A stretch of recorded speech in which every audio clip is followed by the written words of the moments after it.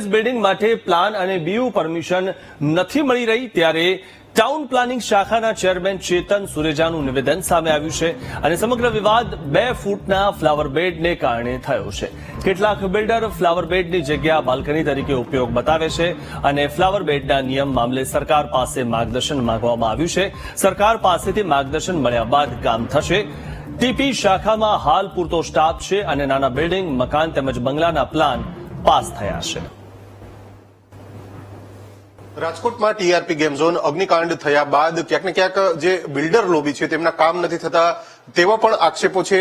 જ્યારે ટીપી શાખામાંથી જે BU permission સહિતના પ્લાનો છે તેનું કામ અટક્યું છે। આપણી સાથે ટીપી શાખાના ચેરમેન છે ચેતનભાઈ સુરેજા, તેમની સાથે વાત કરશું। ચેતનભાઈ, ખરેખર જે પ્રકારની વાત સામે આવી રહી છે, ટીપી શાખા દ્વારા કામ નથી કરવું અથવા તો ફાઇલ મંજૂર નથી કરવું, ખરેખર સત્યતા શું છે?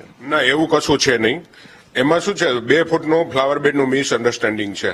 એના માટેનું કમિશનર સાહેબે, મેં સાંભળ્યું છે કે કમિશનર સાહેબે સરકાર પાસે માર્ગદર્શન માંગ્યું છે। માર્ગદર્શન આવશે એટલે તરત જ એનો નિર્ણય લઈ અને કમ્પ્લીશન આપવા માંડશે। 6 મહિનામાં માત્ર એક જ હાઈરાઇઝ બિલ્ડિંગને મંજૂરી મળી છે ચેતનભાઈ?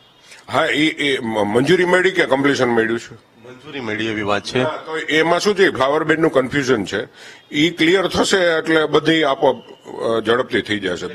બંગલા, લો રાઇઝ, એના પ્લાન પાસ અને કમ્પ્લીશન થાય જ છે। ખાસ હાઈરાઇઝમાં જ આ જ પ્રોબ્લેમ છે ને? ખરેખર હાઈરાઇઝ બિલ્ડિંગમાં જ આ પ્રકારનું છે તો શું આખું પ્રોબ્લેમ છે? હા, હાઈરાઇઝ બિલ્ડિંગમાં જ આ ઇસ્યુ છે। એ માર્ગદર્શન આવશે એટલે ક્લિયર થઈ જશે। તો શું હોય છે આ જે હોય છે? નોર્મલી જે 2 ફૂટનો ફ્લાવર બેડ છે એમાં નોર્મલી બીમ બોટમે સ્લેબ ભરવાનો હોય છે, એને બદલે બિલ્ડરોએ ટોપ ફ્લોરમાં ભર્યો હોવો જોઈએ। આ ઇસ્યુ હોવો જોઈએ, બાકી કોઈ ઇસ્યુ નથી। એના માટે હવે નવા નીતિ નિયમો છે એટલે કે આ બધા લોકોને જે મકાન મળવા જોઈએ એ નથી મળતા કારણ કે મંજૂરી નથી મળી? તો ના, એ તો પછી કોર્પોરેશનના રૂલ્સ રેગ્યુલેશન તો ફોલો કરવા પડે ને। નવા નિયમ બનાવ્યા છે ટીઆરપી? જૂના છે જ છે બિલ્ડિંગમાં, રેસિડેન્શિયલ અને કોમર્શિયલ બિલ્ડિંગમાં જૂના જે રૂલ્સ છે એ જ છે, પણ 2 ફૂટ જે ફ્લાવર બેડ છું એનું મિસઅન્ડરસ્ટેન્ડિંગ થતું હતું એટલે સરકાર પાસે માર્ગદર્શન હોય, બીજું કઈ છે નહીં। અટકું છે કામ એવી વાત?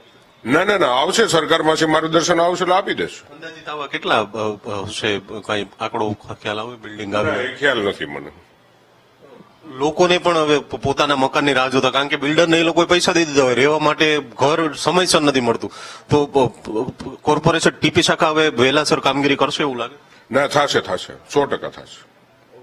જે પ્રમાણે ચેતન સુરેજા છે તેમણે વાત કરી કે જે ફ્લાવર બેડ છે તેના કારણે આ સમગ્ર વિવાદ છે તે થયો છે અને તેના કારણે જ આ મંજૂરી નથી મળતી। મનપા કમિશનર દ્વારા સરકાર પાસે પણ માર્ગદર્શન છે તે માંગવામાં આવ્યું છે અને માર્ગદર્શન આવ્યા બાદ ટીપી વિભાગ દ્વારા જે આ હાઈરાઇઝ બિલ્ડિંગો છે તેના પ્લાન છે તે મંજૂર છે તે કરવામાં આવશે। કેમેરામેન જુનેદ સાથે ભાવેશ ચંદ્રવા।